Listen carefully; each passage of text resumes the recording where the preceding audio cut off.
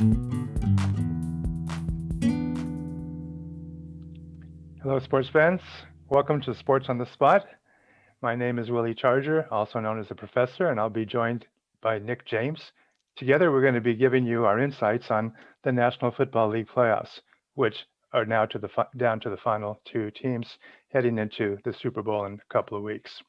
Before we get to any topic of the Super Bowl, let's spend some time recapping last weekend's playoff games, beginning, of course, with the game between Green Bay Packers and the Tampa Bay Buccaneers.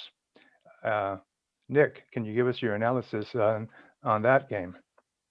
Well, it was really the tale of two halves. It looked like Tampa Bay was about to run away with it at halftime, especially with Aaron Rodgers throwing that late pick, turning into points. Tom Brady going for it on fourth down with that big touchdown pass to Scotty Miller. It was pretty amazing. It was classic Tom Brady just putting it in your face. The Packers, everything bad that they said couldn't happen this year, get down early, just like last year against the Niners, happened again. I mean, you can't write this stuff. And then they almost come back and they almost win the game. And it really comes down, arguably, to that PI call at the end of the fourth quarter that kept the Bucs on the field. Talk about the end of the fourth quarter and review the controversy regarding the Green Bay coach's decision to kick a field goal. Yeah, I mean, you got Aaron Rodgers. There's probably Rodgers, Mahomes, Brady, maybe Breeze last year, but only a few guys where like your odds are better going for it to win the game than relying on your kicker. And I get it. He was playing conservative. He believed his defense could maybe hold him, get the ball back, but you can't do that against Tom Brady. It's what he's built for. So I was pretty shocked. All I've been hearing this week and anything I've listened to is everyone's just like, what kind of call was that? It's a lesson he'll probably learn and never make that mistake again. But really that sealed the game for them. Unfortunately for the Packers, it just didn't turn out the way they wanted to, and they're going to have some questions they're going to have to deal with in the offseason. The second game, of course, was between the defending Super Bowl champion Kansas City Chiefs and the Buffalo Bills. Um, Not quite the close game that some people anticipated, but still very exciting. Well, when you look at the scoreboard, I mean, it wasn't really that close, obviously, but the Bills had a lot of opportunities to put points on the board, and they kept kicking field goals. And Pat Mahomes, classic two receivers over 100 yards, 10 catches each, Hill and Kelsey. So just another basic week. They're just warming up for the Super Bowl. The Bills had a shot. They just could not get the points on the board. It could have happened, it might have happened, but it just didn't happen. And the Bills, one of those other teams that I think has a lot in the future. They have a great young quarterback. They've got a lot of good players in the skill position. They're not going to go away. They'll be back in the playoffs next year. Let's shift gears here and talk about some of the changes that are taking place in the offseason, particularly as they relate to starting quarterbacks in the league. Um, the news came out this past week that the Detroit Lions have decided to part ways with their longtime quarterback, Matthew Stafford. And the rumor is that Stafford may be looking at the Indianapolis Colts. Can you give us some insight on that, on the Stafford situation, Nick? Yeah, that's new and developing. I mean, I know they were talking about maybe sending Carson Wentz to the Colts to reunite him with Frank Reich, but Stafford to the Colts, he's just an upgrade for Phil. I think, Stafford's been cursed by being on the Lions for so long, just as Rivers was with the Chargers, maybe just not the most winning organization, but they have the talent. That's a good comparison. I see Stafford as the Philip Rivers of the NFC. I mean, both guys had played long years, passed for thousands of yards, always been there, but yet their team never been able to make it very far in the playoffs. So a lot of comparisons between those two guys. Of course, here in Los Angeles, there's been talk about the general manager and head coach of the Rams' dissatisfaction with their quarterback, Jared Goff. Some are calling that maybe it's time for the Rams to go in another direction. Can you give us any information on the situation down in Los Angeles with the Rams, Nick?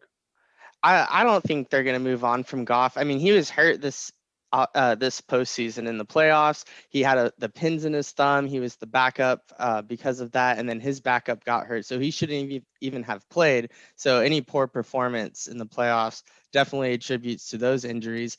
I mean, they just paid him a lot of money. They don't want to pay Todd Gurley a bunch of money and then ship him off and then do the same thing with Goff. I think if anything, they might try to get a trade going. If they can get Deshaun Watson out there, that's some big Hollywood blockbuster trade.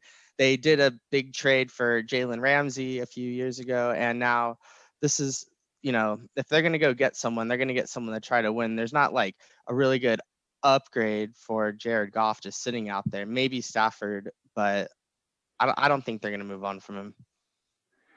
He was the number one pick in 2016 and took the Rams to the Super Bowl, and now here he is talking about maybe the Rams being unhappy with him. We'll have to see what happens with Jared Goff.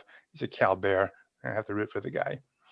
Of course, the other quarterback in the news lately was the perennial Green Bay Packer, Aaron Rodgers, MVP candidate. Kind of a disappointing end to the year for Green Bay. They did draft a quarterback, Jordan Love, just last year. What are the Packers going to do with Aaron Rodgers for next year? Well, I think it's really in his hands. I mean, he came out and showed everyone that he was not the quarterback he was the year before, that he's still among the elite. He may win the MVP this season. He just is playing lights out all year.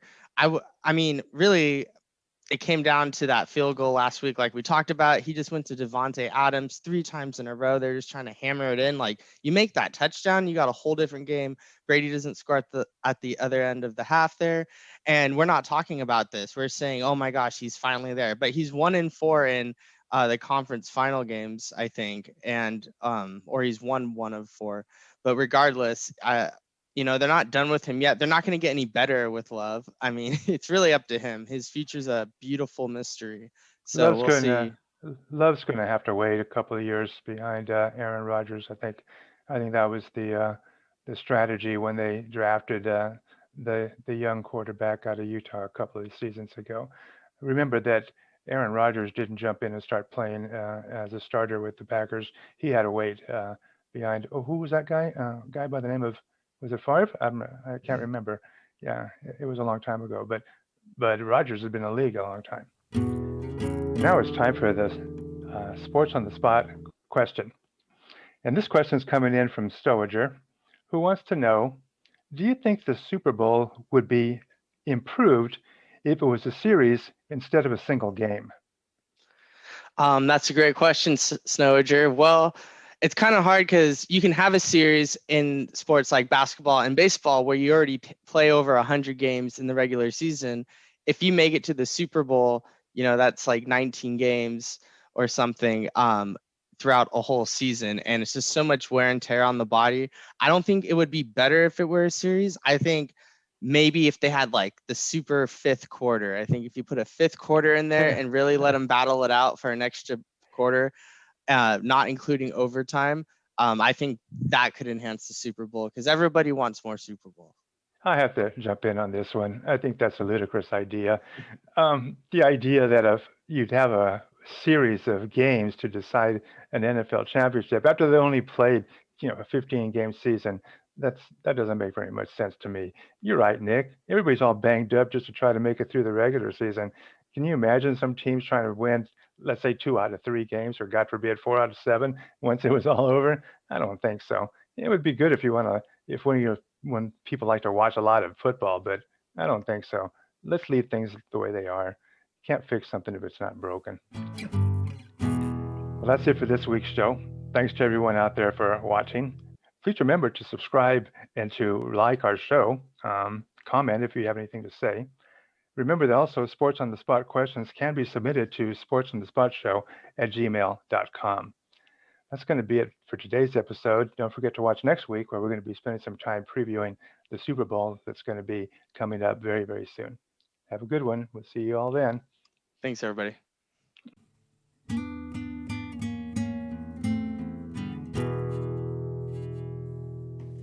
Unbelievable.